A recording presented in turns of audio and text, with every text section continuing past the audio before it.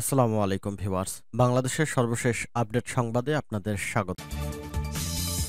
জানিয়ে দিব হাতে থাকা সর্বশেষ আপডেট বাংলা সংবাদ। প্রথমেই সংবাদ শিরোনাম। বাংলাদেশের স্বাধীনতাকে অপমান করেছেন মমতা, বলেছেন রিজভী। এরপর জানিয়ে দিব নেতাদের চালচলনে মানুষ যেন কষ্ট না পায়, বলেছেন তারেক রহমান। এদিকে ৬ দফার ভিত্তিতে মাসব্যাপী কর্মসূচি পালন করবে জাতীয় নাগরিক কমিটি। এরপর জানিয়ে দিব সবাইকে নিয়ে নতুন বাংলাদেশ এগিয়ে যাবে, বলেছেন জামাত আমির। আরো জানিয়ে দিব তারেক রহমানের সকল মামলা রাজনৈতিক ষড়যন্ত্রমূলক ছিল, বলেছেন মির্জা ফখরুল।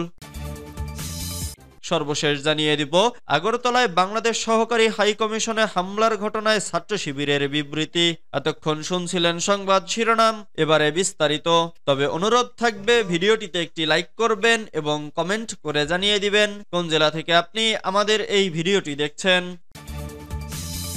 বাংলাদেশের স্বাধীনতাকে অপমান করেছে মমতা, বলেছেন রিজভী। বিএনপির সিনিয়র যুগ্ম মহাসচিব রুহুল কবির রিজভী বলেছেন, ভারতের পশ্চিমবঙ্গের মুখ্যমন্ত্রী মমতা বন্দ্যোপাধ্যায় বাংলাদেশের সাম্প্রতিক রাজনৈতিক পরিস্থিতি নিয়ে উদ্বেগ প্রকাশ করে এখানে জাতিসংঘের শান্তি বাহিনী পাঠানোর প্রস্তাব করেছেন। ভিনদেশের একজন রাজনীতিবিদের এ প্রস্তাব বাংলাদেশের সার্বভৌমত্ব ও স্বাধীনতাকে অবজ্ঞা ও অপমান করার শামিল। এটি একটি স্বাধীন দেশের ওপর সরাসরি হস্তক্ষেপ হুমকি। বাংলাদেশের জনগণ পশ্চিমবাংলার মুখ্যমন্ত্রীর এহেন বক্তব্যে বিস্মিত ও হতভম্ব হয়েছে। সোমবার ২ ডিসেম্বর বিকেলে ঢাকার নয়াপল্টনে দলের কেন্দ্রীয় কার্যালয়ে এক সংবাদ সম্মেলনে রিজভী এসব কথা বলেন। তিনি বলেন, এদেশের মানুষ পশ্চিমবঙ্গের মুখ্যমন্ত্রী মমতা বন্দ্যোপাধ্যায়কে একজন সেকুলার ও উদার দৃষ্টিভঙ্গির মানুষ হিসেবেই জানত, কিন্তু তার বক্তব্যে আবারও প্রমাণিত হলো কট্টর হিন্দুত্ববাদী ও মমতা ব্যানার্জির মধ্যে কোনো পার্থক্য নেই। ভারতের প্রায় অধিকাংশ রাজনীতিবিদই বাংলাদেশের মানুষের স্বায়ত্তবোধ ও নাগরিক স্বাধীনতাকে মান্য করে না। সেই কাতারে মমতা ব্যানার্জিও তার অবস্থান পরিষ্কার করলেন। এরা নিজেদের অন্যায় দেখেও না দেখার ভান করে। গুজরাটের হাজার হাজার মুসলিম হত্যার শেষ ট্র্যাজেডি আজও বিশ্ববাসী ভুলে যায়নি। কাঁটাতারের বেড়ার ওপর ফেলানির ঝুলন্ত লাশ এরা কি ভুলে গেছেন? ভারতের কেন্দ্রীয় সাম্প্রদায়িক শাসক গোষ্ঠীর সঙ্গে এই কেরাসে অংশগ্রহণ করে মমতা ব্যানার্জি বাংলাদেশের স্বাধীন মর্যাদাকে অগ্রাহ্য করেছেন। নেতাদের চালচলনে মানুষ যেন কষ্ট না পায়, বলেছেন তারেক রহমান। বিএনপির ভারপ্রাপ্ত চেয়ারম্যান তারেক রহমান বলেছেন, নেতাদের চালচলনে মানুষ যেন কষ্ট না পায় সেদিকে খেয়াল রাখতে হবে। আগামী দিনে যে নির্বাচন আসছে সেটি এত সহজ নয়। আমার ৩০ থেকে ৩৫ বছরের রাজনৈতিক অভিজ্ঞতায় সে নির্বাচন অনেক কঠিন হবে। মানুষের চিন্তাধারার পরিবর্তন হয়েছে। আমরা যদি কোনো ভুল করে থাকি তাহলে নিজেদের সংশোধন করতে জনগণের কাছে ক্ষমা চাওয়া উচিত। সোমবার ২ ডিসেম্বর বিকেলে ময়মনসিংহ নগরীর টাউন হলে অ্যাডভোকেট তারেক স্মৃতি মিলনায়তনে বিভাগীয় রাষ্ট্রকাঠামো মেরামতের ৩১ দফা ও জনসম্প্রীতি বিষয়ক কর্মশালায় ভার্চুয়ালি যুক্ত হয়ে তিনি এসব কথা বলেন। ৬ দফার ভিত্তিতে মাসব্যাপী কর্মসূচি পালন করবে জাতীয় নাগরিক কমিটি। ৬ দফার ভিত্তিতে ডিসেম্বর মাসব্যাপী ঢাকা ও সারা দেশে কর্মসূচি পালন করার সিদ্ধান্ত নিয়েছে জাতীয় নাগরিক কমিটি।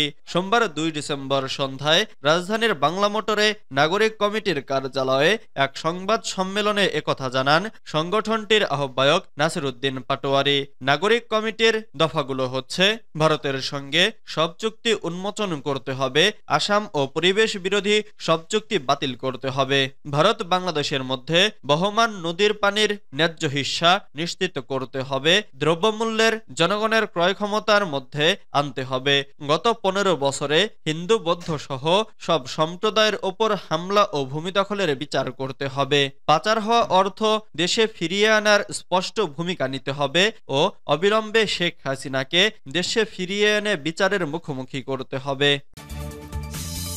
সবাইকে নিয়ে নতুন বাংলাদেশ এগিয়ে যাবে বলেছেন জামাতে ইসলামীর আমির ডক্টর শফিকুর রহমান বলেছেন, আমরা নেতাদের হাতে ঐক্যবদ্ধ জাতি তুলে দিতে চাই, যেখানে হিন্দু, বৌদ্ধ, খ্রিস্টান ও মুসলমান একসাথে বসবাস করবে। সবাইকে নিয়ে নতুন বাংলাদেশ এগিয়ে যাবে। একজন নাগরিক হিসেবে সবাই সমান অধিকার ভোগ করবে। সকল মানুষকে সম্মান ও ভালোবাসতে হবে। আমরা সম্প্রীতি, দুর্নীতিমুক্ত, সন্ত্রাস ও শোষণমুক্ত বাংলাদেশ চাই। সোমবার 2 ডিসেম্বর দুপুরে পিরোজপুর নেসারাবাদের সারসিনা দরবার শরীফে আগমন উপলক্ষে উপজেলার জগন্নাথকাঠি বন্দরে এক সংক্ষিপ্ত পথসভায় তিনি এসব কথা বলেন। তিনি বলেন, মাওলানা মোহাম্মদ দেলোয়ার হোসেন সাইদী সহ হাজার হাজার মানুষকে জুলুম নির্যাতন করে মারা হয়েছে। অনেক মানুষকে জোরপূর্বক চাকরিচ্যুত করা হয়েছে। দেশের 18 কোটি মানুষের চোখের জলে মহান আল্লাহ সাড়া দিয়ে আমাদের মুক্ত করেছেন। আজ আমরা মুক্ত বাতাসের স্বাদ নিতে পারছি। আমরা স্বাধীন। ডক্টর শফিকুর রহমান আরো বলেন, জাতি, ধর্ম, বর্ণ নির্যাতিত মানুষের রক্তে 24 বিপ্লব হয়েছে। তাই এই কৃতিত্ব আমাদের কারো একার নয়, এটা মহান আল্লাহর রহমত। নির্যাতিত, নিপীড়িত, নিগৃহীত মানুষের ডাকে সাড়া দিয়ে আল্লাহ আমাদের জুলুমের হাত থেকে রক্ষা করেছেন। 24 বিপ্লব আমাদের সবার অংশগ্রহণে আমরা পরাধীনতার শৃঙ্খল ভেঙে মুক্ত হয়েছি। এ বিপ্লবে হাজার হাজার মানুষ প্রাণ দিয়েছেন।